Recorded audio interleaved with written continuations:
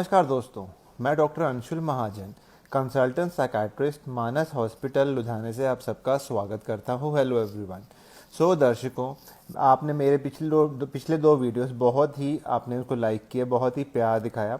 आज के हमारे वीडियो है myths and facts of bipolar disorder. तो फ्लाई मीडिया टेक्नोलॉजी हेलो, सब सिद्धू फ्लाई मीडिया टेक्नोलॉजी नमस्कार। देखिए, बाइपोलर डिसऑर्डर के बारे में जो आपको जानकारी है, जो भी गलत फहमियाँ हैं, जो भी सच्चाइयाँ हैं, वो मैं आप सबसे आज डिस्कस करने आया हूँ। तो सबसे पहले मैं आप सबकी फ़िज़िकल हेल्थ और मेंटल हेल्थ आप सबकी ठीक होगी कोरोना के टाइम में। तो मैं उसकी विश करता हूँ कि आप सबकी हेल्थ सही रहे, बिकॉज कोरोना के टाइम में लोगों में बहुत सी anxiety, depression, insomnia, sleep problems बढ़ रही हैं। तो उसके कारण लोगों में काफ़ी स्ट्रेस बढ़ रहा है। तो आज का जो मेरा टॉपिक है वह है myths and facts of bipolar disorder. तो सबसे पहला मिथ होता है बाइपोलर डिसऑर्डर के बारे में कि बाइपोलर डिसऑर्डर खाली मेनिया होता है। ऐसा नहीं होता है। बाइपोलर डिसऑर्डर डिप्रेशन भी हो सकता है, बाइपोलर डिसऑर्डर में मेनिया भी हो सकता है और बाइपोलर डिसऑर्डर में हाइपोमेनिया भी हो सकता है। दूसरा होता है मिथ कि बाइपोलर का खाली एक ही टाइप होता है। देखिए, ऐसा नहीं होता है कि बाइपोलर का खाली एक ही टाइप होता है। बाइपोलर 1 होता है, बाइपोलर 2 होता है और साथ में साइक्लोथाइमिया होता है। बाइपोलर 1 में मोस्ट प्रोबेबली मेनिक एपिसोड्स होते हैं। बाइपोलर 2 डिसऑर्डर्स में हाइपोमेनिया और डिप्रेशन के सिम्टम्स होते हैं। साइक्लोथाइमिया यानी कि चेंज ऑफ सीजन के कारण लोगों में जो प्रॉब्लम आती है, जो बिहेवियर प्रॉब्लम्स आती हैं, उसको हम कहते हैं साइक्लोथाइमिया। तीसरा होता है कि बाइपोलर डिसऑर्डर लोग कहते हैं कि it is a rare disorder, बहुत कम देखा जाता है, जबकि ऐसा नहीं है। अगर हम बात करें इंडियन पॉपुलेशन में 3% to 4% population of India is affected by bipolar disorder and 60 million all over the world they are affected by this bipolar disorder. So bipolar disorder they are moody. लोग कहते हैं कि bipolar disorder they are moody. तो bipolar disorder में क्या होता है, there is extremes high and extremes low. However this moods they are different. देखिए, एक्सट्रीम्स हाई एक्सट्रीम्स लो हर एक की लाइफ में होता है, पर जो इंटेंसिटी ऑफ एक्सट्रीम्स हाई या लो होती है in case of bipolar disorder वह बहुत ज़्यादा होती है। इसमें फ्लक्चुएशन लेवल काफ़ी डेली बेस का होता है। Highs and lows in bipolar disorder they are very extreme. They extreme form में हाई जाते हैं, एक्सट्रीम फॉर्म्स में लो जाते हैं। They can last for several days last कर सकते हैं, सेवरल वीक्स लास्ट कर सकते हैं और सेवरल मंथ तक लास्ट कर सकते हैं। जो नॉर्मल मूडी वेरिएशन होती है वह कुछ समय के बाद ठीक हो जाता है, पर जो मूड स्विंग्स या मूड वेरिएशन बाइपोलर के केस में होता है वह डेज तक हो सकते हैं, वीक्स तक हो सकते हैं, ईयर्स तक हो सकते हैं। ये डिसेबलिंग हो सकता है।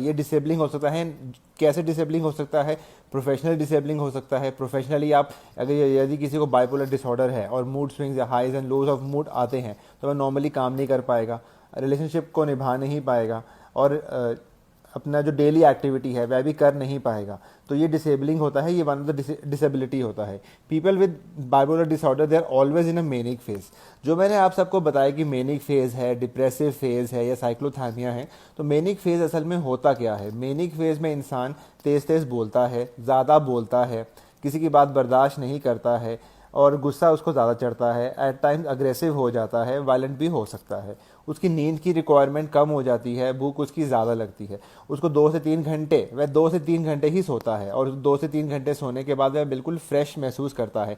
उसकी एनर्जी लेवल बहुत हाई ही होती है। वो एक अपने ही दुनिया में यूफोरिया हाई एनर्जी में चला जाता है। इसको हम कहते हैं मेनिक सिम्टम्स। मेनिया के साथ साथ पेशेंट को कुछ साइकोटिक सिम्टम्स भी हो सकते हैं, या जैसे कि उसको शक की बीमारी हो सकती है, उसके बारे में लोग बात कर रहे हैं, उसके पीछे पड़े हैं, कुछ कानों में आवाज़ें आती हैं जिसको हम कहते हैं हेलुसिनेशन। तो मेनिया विद साइकोटिक सिम्टम्स भी पाया जा सकता है। तो एक मिथ ये है कि जो बाइपोलर डिसऑर्डर्स होते हैं कि ऑल आर मेनिक, ऐसा नहीं है। तो बाइपोलर डिसऑर्डर में मेनिक भी होता है, डिप्रेसिव भी होता है और साइक्लोथाइमिक भी होता है। तो जो सवाल आया है कि sir anxiety and bipolar disorder में क्या डिफरेंस है? देखिए, एंग्जाइटी एक प्रकार का मानसिक रोग होता है जिसमें इंसान को घबराहट सी रहती है, छाती में दर्द रहता है, सांस लेने में दिक्कत होती है, पूरे शरीर में बेचैनी सी रहती है, दिमाग में एक प्रकार का डर रहता है, आगे फ्यूचर को लेकर एप्रीहेंशन होती है, फ्यूचर को लेकर डर होता है, अपनी ज़िंदगी को लेकर डर होता है। इसके अलावा उसको नींद की प्रॉब्लम होती है, नींद आने में दिक्कत होती है या नींद बीच में टूट जाती है। या बहुत से पेशेंट्स बोलते हैं कि सर हमें नींद रात को आती है, हम डर के मारे उठ जाते हैं, हमने डरावना सपना देखा तो हमारी नींद टूट जाती है। तो ये होता है एंग्जाइटी डिसऑर्डर। एंग्जाइटी डिसऑर्डर के और बाइपोलर डिसऑर्डर में देखिए क्या होता है, एक एक्सट्रीम ऑफ मूड स्विंग्स होते हैं। एक टाइम पे पेशेंट को मेनिक सिम्टम्स हो सकते हैं, वही कुछ साल बाद पेशेंट को डिप्रेसिव सिम्टम्स भी हो सकते हैं। डिप्रेशन यानी कि उदासी रहती है, चुपचाप रहता है, अपने गुमसुम सा रहता है, कामकाज में ध्यान बिल्कुल नहीं दे पाता है, रोने का मन करता है, उसकी नींद टूट जाती है, उसके भूख कम हो जाती है, चिड़चिड़ा रहता है। जो काम में वह इसको इंटरेस्ट था, जो कामकाज में उसको पहले इंटरेस्ट था, वह कामकाज नहीं करता है, तो उसको हम कहते हैं डिप्रेशन। और मेनिया तो मैंने जैसे आपको बताया कि इंसान तेज़ी में आ जाता है। तो मैं जो दर्शकों ने ज्वाइन किया है, मैं उन सबका शुक्रगुजार हूँ जिन्होंने ज्वाइन किया, थैंक यू सो मच। तो एक मिथ ये होती है कि लोग कहते हैं कि जो मेनिया फेज़ होता है ना, बड़ा इंजॉयबल फेज़ होता है, बड़ा प्रोडक्टिव फेज़ होता है, जबकि मैं कहता हूँ ऐसा बिल्कुल नहीं है। बिकॉज मेनिया फेज़ में इंसान को हाई एनर्जी होती है, उसको नींद की रिक्वायरमेंट कम होती है, माने 2 से 3 घंटे सो के भी इंसान फ्रेश रहता है, 2 से 3 घंटे सोने के बाद भी फ्रेश रहता है। इसके अलावा मेनिया में अनकंफर्टेबलनेस की फीलिंग होती है, अनप्लेजेंट फीलिंग आती है, इरिटेबिलिटी होती है, रेस्टलेसनेस हो सकती है, एंड पर्सन में feel out of control. People can take risk जो नॉर्मली वो नॉर्मल बिहेवियर पैटर्न के अंदर नहीं ले सकते। जैसे क्या रिस्क ले सकते हैं, विच में अफेक्ट देयर करियर को अफेक्ट, ऐसी कोई हाई रिस्क एक्टिविटी करेंगे जिससे उनका करियर अफेक्ट हो जाएगा। ऐसी कोई हाई रिस्क एक्टिविटी करेंगे जो कि फाइनेंस, जैसे मेनिक फेज में पेशेंट पैसे कहता है कि मेरे पास बहुत सारे पैसे, इसको ग्रैंडियोसिटी कहते हैं, तो बहुत सारे पैसे हैं, तो वह किसी और को पैसे ज़्यादा पैसे दे सकता है अंडर मेनिक फेज। रेपुटेशन उसकी ख़राब हो सकती है, साथ ही साथ उसके रिलेशनशिप ख़राब हो सकते हैं। तो कुकी भांदा जी ने पूछा है कि बाइपोलर ऑलवेज हेरिडिटरी होता है। जी हाँ, बाइपोलर हेरिडिटरी होता है। पेरेंट्स में यदि किसी को बाइपोलर की हिस्ट्री है, पेरेंट्स में फादर मदर में किसी को बाइपोलर डिसऑर्डर की हिस्ट्री है, तो चांसेस होते हैं कि बच्चों में बाइपोलर डिसऑर्डर के ट्रेट्स पास हो गए, तो डेफिनेटली हेरिडिटरी इसका रोल होता है। इसके अलावा जो मैं मिथ बताना चाहता हूँ, लोग कहते हैं कि इसके लिए मिथ ये है कि medication is the only treatment of bipolar disorder, या medication is only treatment for psychiatric disorders. लोगों का ये मानना है, एक मिथ है लोगों के माइंड में, कि देखिए किसी प्रकार की साइकाट्रिक डिसऑर्डर होती है तो उनको मेडिसिन से ही ठीक करना है, उसके अलावा कोई और ऑप्शन नहीं है। जबकि मैं ये कहना चाहता हूँ, जो फैक्चुअल बात ये है कि बाइपोलर डिसऑर्डर जो है, इसको हम मेडिकेशंस के साथ भी ट्रीट कर सकते हैं, इसको हम साइकोथेरेपी के साथ भी ट्रीट कर सकते हैं।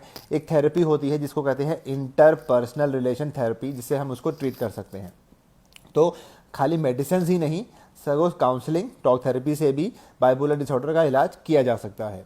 People believe there is no cure for bipolar disorder. एक बार जिसको बाइपोलर डिसऑर्डर हो गया, पूरी ज़िंदगी उसको बाइपोलर के साथ ही जीना पड़ता है। मैं ये नहीं मानता। मैं मानता हूँ कि क्योंकि इतनी साइंस एडवांस कर गई है और with the changing time bipolar disorders की बहुत बढ़िया मेडिसिन आती है, मेडिसिन आती हैं जिससे बाइपोलर का जो मूड फ्लक्चुएशन है, जो मूड वेरिएंट है, जो हाई एंड लो है, वह हम उसको कंट्रोल कर सकते हैं, वह उसको मूड स्टेबलाइज कर सकते हैं। उसमें हम एंटी एंग्जाइटी मेडिसिन दे सकते हैं, एंटी डिप्रेशन मेडिसिन दे सकते हैं, मूड स्टेबलाइजर मेडिसिन दे सकते हैं। यदि पेशेंट प्रेजेंटली मेनिक फेज में हमारे पास आता है या विद साइकोटिक सिम्टम्स आता है, तो हम उसको anti manic medicine with anti psychotic drugs दे सकते हैं। टॉक थेरेपी भी बहुत ही बढ़िया हेल्प करती है, क्योंकि मानता जी बाइपोलर डिसऑर्डर में, बिकॉज यदि पेशेंट को बाइपोलर के दौरान डिप्रेशन है, definitely talk therapy will help in overcoming the symptom of depression. लोगों का ये मानना है कि खाली अडल्ट्स में पाया जा सकता है। एक मिथ ये है कि bipolar disorder is only seen in adults, not in children, जबकि ऐसा बिल्कुल नहीं है। फैक्चुअल बात ये है कि ये बच्चों में भी पाया जा सकता है। जैसे अडल्ट्स में सिम्टम्स इसके आते हैं, वैसे बच्चों में भी इसके सिम्टम्स आते हैं। और सिमिलरली जैसे हम बड़ों में ट्रीट करते हैं, वैसे ही हम बच्चों में इसको ट्रीट करते हैं, वैसे ही हम मूड स्टेबलाइजर मेडिसिन देते हैं। तो बच्चों में इरिटेबिलिटी, एग्रेसिवनेस, वायलेंट बिहेवियर या बेसिकली डिप्रेसिव सिम्टम्स हो या मेनिक सिम्टम्स नोटिस करें, तो नियर बाय कंसल्टेंट साइकाट्रिस्ट को जाके डेफिनेटली दिखाना है। ऐसा नहीं है कि बच्चों में नहीं होता है, पर चांसेस रहते हैं। इसके अलावा जो मैं मिथ बताना चाहता हूँ, इसके अलावा लोगों को लगता है कि genes they don't play a important role. जैसे कि कुकी महांता जी ने बोला कि genes they don't play a important role. Genes they definitely play a important role in case of bipolar disorder. Bipolar disorder is a kind of hereditary और it's a genetic disorder. अगर parents में हैं तो बच्चों में chances होते हैं bipolar disorder होने के। तो definitely genes they play a definitely important role. Since bipolar disorder also runs in the family. ये आप बात याद रखने की ज़रूरत है कि जेनेटिक होता है और ये फैमिली में रन करता है। If a person has bipolar disorder he can not have other kind of mental health issues. लोगों का ये मानना है कि यदि उसको एक डिसऑर्डर है, बाइपोलर डिसऑर्डर है, उसको कोई और हेल्थ इशू या कोई मेंटल हेल्थ इशू नहीं हो सकता। जबकि फैक्चुअल बात ये है, बाइपोलर डिसऑर्डर के साथ साथ एसोसिएटेड और भी मेंटल हेल्थ इश्यूज पेशेंट्स में पाए जा सकते हैं, जैसे कि एंग्जाइटी के सिम्टम्स पाए जा सकते हैं। एंग्जाइटी में घबराहट होती है, उसको बेचैनी रहती है, उसको डर लगता है, उसको नींद की दिक्कत आती है, पूरे शरीर में बेचैनी सी रहती है, नींद खराब हो जाती है, अपने आप को लेकर डर होता है, अपने परिवार को लेकर डर होता है, शिवरिंग सी होती है, पेट दर्द रहता है, हेडेक रहता है, चेस्ट छाती में दर्द रहता है, सांस लेने में दिक्कत होती है। Sir some time people don't want to talk about such things. हम आपसे किस तरह से ओवरकम कर सकते हैं। तो सिया जी ने बहुत बढ़िया सवाल पूछा है। तो ये बेसिकली एंग्जाइटी के सिम्टम्स होते हैं। एंग्जाइटी के अलावा ADHD हो सकता है, उनमें attention deficit hyper active disorder, जो कि अगर यदि बाइपोलर डिसऑर्डर बच्चों में पाया जा सकता है तो उनमें चांसेस है कि ADHD होने के। लोग सब्सटेंस अब्यूज़ या किसी भी नशे का इस्तेमाल कर सकते हैं, या पेशेंट में ईटिंग डिसऑर्डर हो सकता है। तो सिया जी ने सवाल पूछा है कि sir sometimes people don't want to talk about such things, तो हम अपने से किस तरह से ओवरकम कर सकते हैं। देखिए, आजकल लोग इसके बारे में बात नहीं करना चाहते। आइदर दे फील अशेम्ड, क्योंकि एक स्टिग्मा अटैच्ड है टू साइकाट्रिक डिसऑर्डर्स, और या आउट ऑफ एम्बैरेसमेंट। तो ये 3-4 कारण होते हैं जिसके कारण लोग इसके बारे में बात नहीं करना चाहते। तो हम अपने से किस तरह से ओवरकम कर सकते हैं।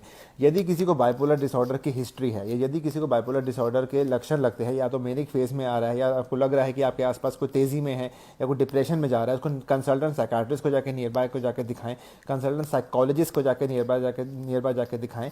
और इसके अलावा जो नॉन मेडिकल मेजर्स होते हैं, जैसे कि जो कुछ लोग मेडिसिन नहीं खाना चाहते, तो उस केस में नींद आपको पूरे फिक्स टाइम लेनी है, 6 to 7 आवर्स की नींद लेनी है, नशे का इस्तेमाल कम करना है, अपनी बैलेंस डाइट रखनी है, योगा करना है, एक्सरसाइज करनी है, मेडिटेशन करना है, अपने फ्रेंड से बात करनी है, फैमिली से कनेक्टेड रहना है, आपको बुक्स पढ़नी है, रिलीजियस बुक्स पढ़नी है, कॉमेडी मूवीज़ देखनी है, इंस्ट्रूमेंटल गाने सुनने हैं। और यदि प्रॉब्लम ज़्यादा बढ़ गई है तो नियर बाय कंसल्टेंट साइकाट्रिस्ट को जाके या नियर बाय कंसल्टेंट साइकोलॉजिस्ट को जाके दिखा सकते हैं।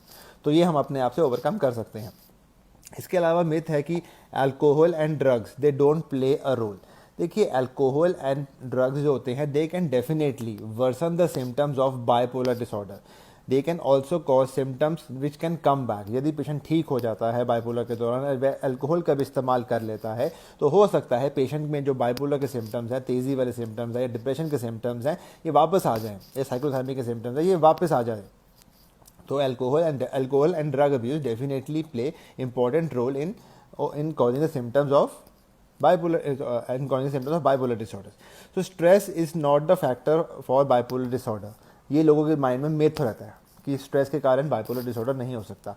मैं ये मानता हूँ कि stressful events can trigger full episodes of bipolar disorder. So stressful episode से लोगों में डिप्रेशन पाया जा सकता है। कुछ लोगों में स्ट्रेसफुल के कारण नींद उड़ जाती है, नींद उड़ने के कारण लोगों में मेने के सिम्टम्स भी पाए जा सकते हैं। तो स्ट्रेस के कारण मेनिया हो सकता है, स्ट्रेस के कारण डिप्रेशन हो सकता है, तो स्ट्रेस के कारण नींद की दिक्कत भी हो सकती है।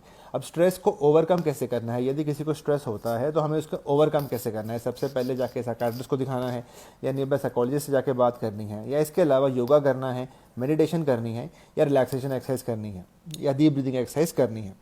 पीपल विद बाइपोलर डिसऑर्डर, लोगों को लगता है कि बाइपोलर डिसऑर्डर को हॉस्पिटलाइज करने की हमें बहुत ज़रूरत है। देखिए, हॉस्पिटलाइज करने की ज़रूरत नहीं होती है, पर उस केस में, जिस केस में पेशेंट वायलेंट है, अग्रेसिव है, he is threat to the society, he is threat to the family members, then only he needs to be admitted. मतलब कि डेंजर है फैमिली के लिए, डेंजर है सोसाइटी के लिए, डेंजर खुद के लिए है, और वायलेंट है, अग्रेसिव है, गुस्सा ज़्यादा करता है, तो हमें उसको भर्ती करने की ज़रूरत होती है। हमारे पास बहुत सी बढ़िया मेडिसिन आए हैं, इसको हम कहते हैं मूड स्टेबलाइजर मेडिसिन, जिसके कारण बाइपोलर डिसऑर्डर्स की ट्रीटमेंट की जा सकती है। तो ज़रूरी नहीं है कि हर पेशेंट को बाइपोलर को हमें एडमिट करने की ज़रूरत पड़े। जो क्राइटेरिया मैंने बताए हैं बस उसी को आपको देखना है। तो बाइपोलर डिसऑर्डर लोग कहते हैं it only affects the mood. खाली क्या ये मूड को अफेक्ट करता है? ये है मिथ कि खाली मिथ मूड को अफेक्ट करता है, बट फैक्चुअल बात ये है कि ये रीजनिंग को अफेक्ट करता है, ये आपकी एनर्जी लेवल्स को अफेक्ट करता है, इंसान की हेल्थ को अफेक्ट करता है, उसकी कंसंट्रेशन पावर, उसकी अटेंशन पावर, उसकी स्लीप को भी अफेक्ट करता है, उसकी जो सेल्फ एस्टीम होती है उसको भी अफेक्ट करता है। यदि बाइपोलर डिसऑर्डर या मूड स्विंग्स या हाई एंड लोज बढ़ जाते हैं तो उसकी डेली एक्टिविटी खराब हो जाती है, उसके रिलेशनशिप्स खराब हो सकते हैं, उसकी प्रोफेशनल लाइफ खराब हो सकती है। खाली मूड की नहीं, इन सब चीज़ों को भी ये अफेक्ट करता है।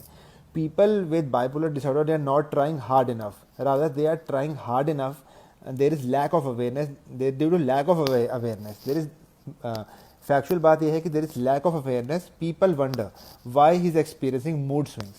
जो normal mood swings होते हैं वह इंसान with the passage of time overcome कर लेता है, पर जो मूड स्विंग्स बाइपोलर डिसऑर्डर के कारण होते हैं वह वो ओवरकम नहीं कर पाता है। तो लोगों को ये जानना ज़रूरी है, वो बाइपोलर डिसऑर्डर्स के कारण ही मूड स्विंग्स होते हैं, जिसके लिए उसकी प्रॉपर अवेयरनेस होनी चाहिए, उसकी प्रॉपर हिस्ट्री होनी चाहिए, उसका प्रॉपर डायग्नोसिस होना चाहिए, जिसकी उसकी प्रॉपर ट्रीटमेंट होनी चाहिए। तो very often people are not aware of the bipolar disorders, इसलिए उनको अवेयरनेस, इसलिए मुझे लगता है उनको अवेयरनेस होनी चाहिए। तो इसके अलावा लोग कहते हैं कि खाली डाइट से बाइपोलर डिसऑर्डर्स को ठीक किया जा सकता है। देखिए, फार्माकोथेरेपी भी है, साइकोथेरेपी भी है। डाइट में आपको प्रॉपर्ली आपको क्या करना है, आपको बैलेंस डाइट खानी है, आपको रेगुलर एक्सरसाइज करनी है और रेगुलर स्लीप लेनी है।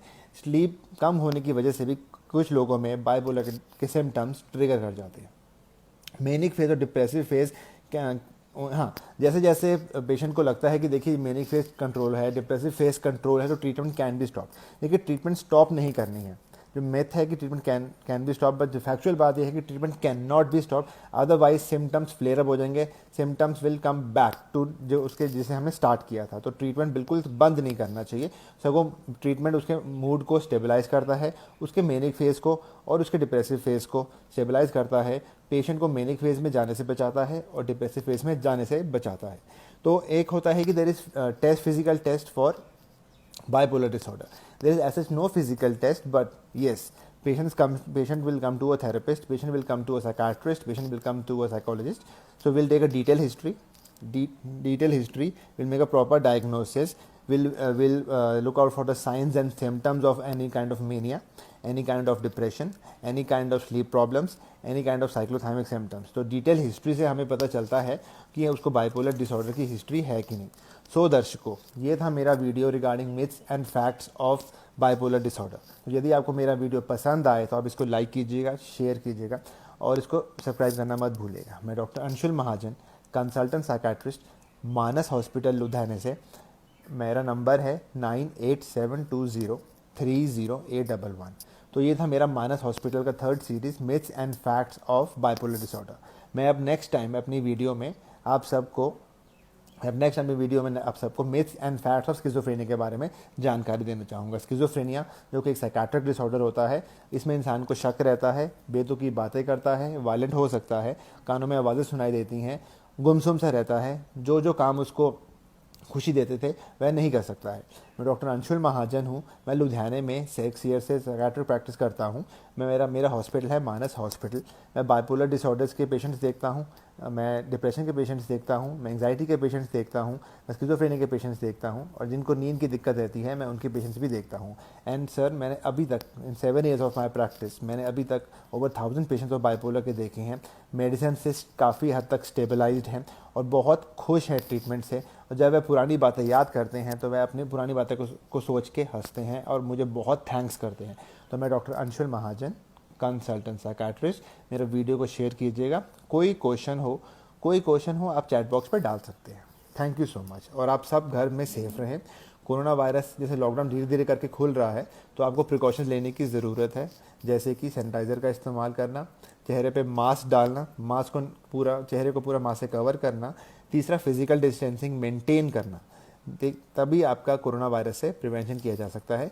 हमें इसके लड़ना है, हमें इसे डरना नहीं है। और यदि कोरोना वायरस के कारण लोगों में एंग्जाइटी है या डिप्रेशन है या नींद की दिक्कत आती है या कुछ स्ट्रेस डिसऑर्डर के सिम्टम्स आते हैं तो वह नियरेस्ट साइकियाट्रिस्ट को जाके दिखा सकते हैं। Thank you so much. शबा खैर। आप सब अपनी मेंटल हेल्थ और फिजिकल हेल्थ का ध्यान रखें। थैंक यू दर्शकों।